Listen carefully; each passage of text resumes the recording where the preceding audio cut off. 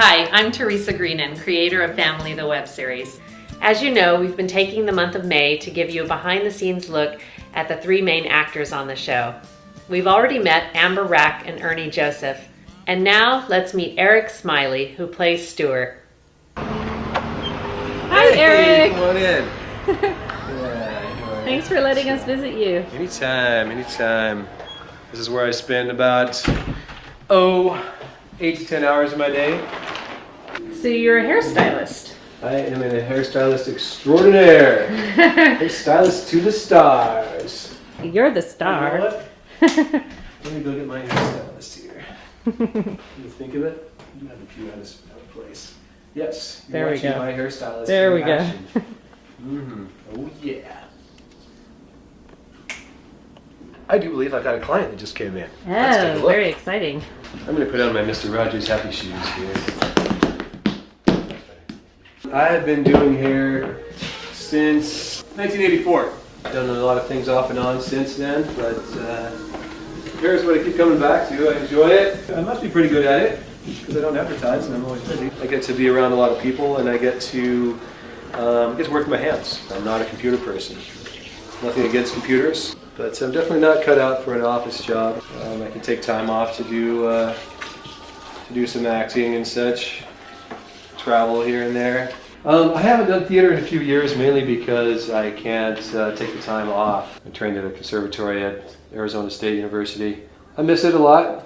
I love the whole daily collaboration experience and spending all that time with all these people that you begin to love and hate, and yeah, I really miss that aspect.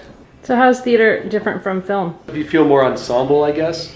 I feel more of a part of creating something together with the other actors, where film is more of a technical medium and it's ultimately up to how it's edited and shot and lit, but it's still fun. It's especially fun working with you guys. I did not tell you to say that. No, okay.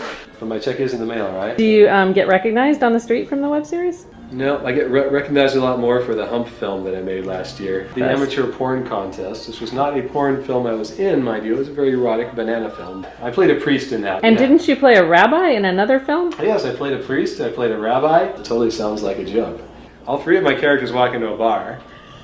Do you get lots of fan mail already? I would say lots. So the Georgetown Super 8 Film Festival is about as simple and low-tech and analog as you can get. You have a budget of about $30. It's a very community-based project down in Georgetown, so they try to keep it sort of Georgetown-centric. So I've got a very short film this year. And you directed it and shot it? Yeah, it's all about the wedding dress. Yeah, they put it in the experimental category. You don't even see the film before it airs in front of an audience of, hundreds and hundreds of people. It's terrifying and wonderful, yeah. The editing process is pretty much non-existent. So you need to storyboard everything out, plan exactly how many seconds of each sequence, and shoot it in that order, because that's the way it's gonna come out. Wow, 3-minute film can take a long time to constantly tear down and set up all the lighting and move back and forth into different rooms and drive across town and then back again. And it's interesting, and it's really hard to convey that to young people nowadays who don't know that Super 8 cameras really even existed, or if they did, they just can't get over the idea of not being able to look at the back of the camera and see what you just shot. Do you live here?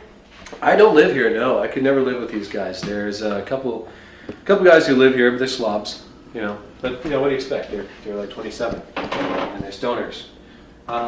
I live down the street, and I just rented a space here. I lived and worked in the same space for about 5 years, and I didn't realize it drove me crazy until I left, and I felt suddenly less crazy. So I figured that must have been it.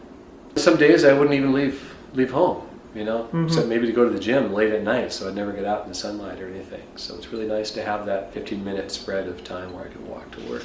What's behind the red curtain? Shared by everyone in here. Creative space, workspace, party, whatever. Woohoo! Yeah. Who do you party with? Who do you hang out with, Eric? I think a lot of time with the Burning Man community. A lot of people from my camp. It's like being around kids, even though we're all old enough to have kids, who are old enough to have kids. Do you date? Theoretically, but that's about it. Although I recently went on a few dates with a really wonderful woman in California. I think she's a couple years older. She hasn't told me, but she's very, very beautiful. How long have you been going to Burning Man? This will be my 8th year. I swore after the first time that I would go back until I figured out what just happened to me when I went the first time. It was just such a radicalizing experience. I got to wear tutus and and feel like I felt like I was out of the norm by not wearing a tutu, and there's something very right about that. I don't think it was a fetish thing or anything like that. It was more about breaking down barriers. You feel close to people, but at the same time you feel pretty small and alone out there, and you feel like, what would I do if I was out in the desert by myself? I'd probably put on a tutu and see what it feels like. That's just a small example. The gift economy, that's the thing that really keeps me coming back to. It's probably the thing that sticks with me more throughout the year than anything else. And not even bartering, which is a kind of commerce, but just giving things for the sake of giving it. Because at Burning Man there's no commerce allowed. They have one place where you can buy ice and coffee. If you don't buy those things, you never see money for a week. And yet you feel you're always full, you're always well fed, and you're always well dressed. There's entire restaurants and shops, cafes, bars, and everything's free. So I didn't think I'd go more than 5 years, but I got really part of this community. In particular my camp. We're around 100 people. Do you see them other than during Burning Man week? About a couple times a month. We collaborate on everything from charity fundraisers to art projects for Burning Man to just brunches. We mix our businesses a lot of us are small business people. It has a lot of parallels with Christianity.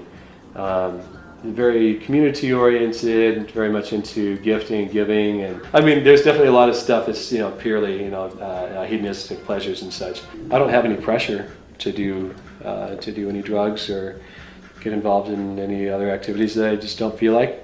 So you're not into the recreational drugs?